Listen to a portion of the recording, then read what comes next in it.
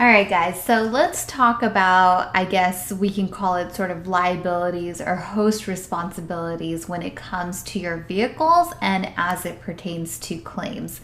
There are sort of four major things that not very many people are aware of that are a big responsibility on the host end of things before you let your car go out on a trip, which could totally negate your insurance policy if you have one of these issues. And they're all safety standards, right? So first being, you cannot have a tire pressure sensor on when your car is let out on a rental. So before a trip starts, right? And Turo knows that because before your trip starts, you have to take a photo of your dash to capture the gas and the mileage. So if there was a tire pressure sensor on, then they would see that, right? So make sure your tire pressure and tires are all squared away. Second is a check engine light. You cannot have a check engine light on. And if you do have a check engine light on anyways, you shouldn't have your car going out on a trip until you figure out what it is. And just FYI, most of the time it's usually a gas cap issue, but if it's not, you want to get that checked out anyways because it's so bad for a car. And then three is the life of your tires, right? You want to make sure that your tires are in good condition. I believe the safety standard that Turo has for tires is that they do have to measure in at 432. So that has to be the tread on the tires. If it's anything less than that, then it's considered a safety hazard. And if anything happens, like a renter gets into an accident, it could be blamed on the tires not being, not meeting the safety standards, and your claim could be denied. And I'll show you guys how to measure your tire tread and how to keep track of that stuff. It's very easy. And then finally is your brake life. I believe your brakes have to be at a minimum of 25%.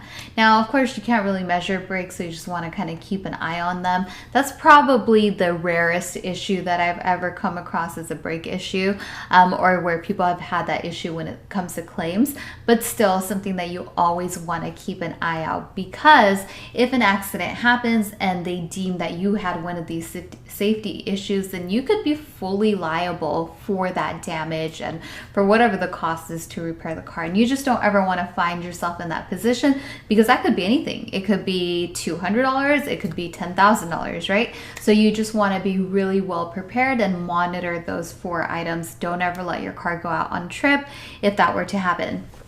Then I also get a lot of other questions in terms of liability. Like, people always ask, well, what if my renter's in an accident and the third party that was involved gets terribly injured? Like, can they come after me? The answer is no, because in Turo's insurance policy, they have coverage for all of that type of stuff. And if you read through, if you just go to Turo's website, type in host protection plans, and if you read through it, they actually tell you how much is covered and things like that. So that's not really something that I think that you need to worry about, or that needs to be on the forefront of your mind, because there is built-in protection for that. So you are covered there. So yeah, other than that, the only other question that I get from people is, do cars really get in accidents? And as I shared my claim statistics, yes, they do. And they completely vary. It's not anything that is consistent or streamlined, right? Of course, because anything could happen. You have such a variation of drivers. But just know that, and let me store some confidence in you that if you follow the process the way that Turo has laid it out, you're going to be covered. You're going to be fine. You don't have to worry about the financial risk of it or anything like that. I think the one thing that people really struggle with when something happens, especially if you're newer to the platform, is it kind of freaks them out, like, oh my gosh, my car was just in an accident, or my car got wrecked, or it was rear-ended, or whatever the case might be. I'm here to tell you that it's something that you will get over. I used to be like that too when I first started, but after a while of seeing, like, okay, things happen, and then you just follow the system, and then the car gets repaired and everything's fine, you just completely get over it, and you kind of just get into the motions of, oh, accident happened, take photos, file a claim, get paid out, get it repaired. bada bing, bada boom, we're done, cars relisted, and you're making money again. So that's really how the flow goes, and you're going to be just fine. And hopefully with sharing my statistics with you, you now kind of can gauge what to anticipate over time. You are probably going to have a 3 to 3.5% claims rate. So that means 3 to 3.5% of the time, something will happen.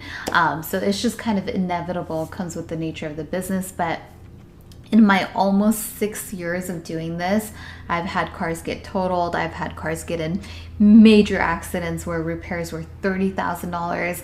I mean, I've had stuff that's been super minor, like $500. I mean, I've seen it all. And there has never, ever, ever been a scenario where I haven't been able to get through it, where I haven't been able to have my cars recovered. So there's always been a good disposition to any incidents that have occurred. So you will be just fine. It's just a part of the business.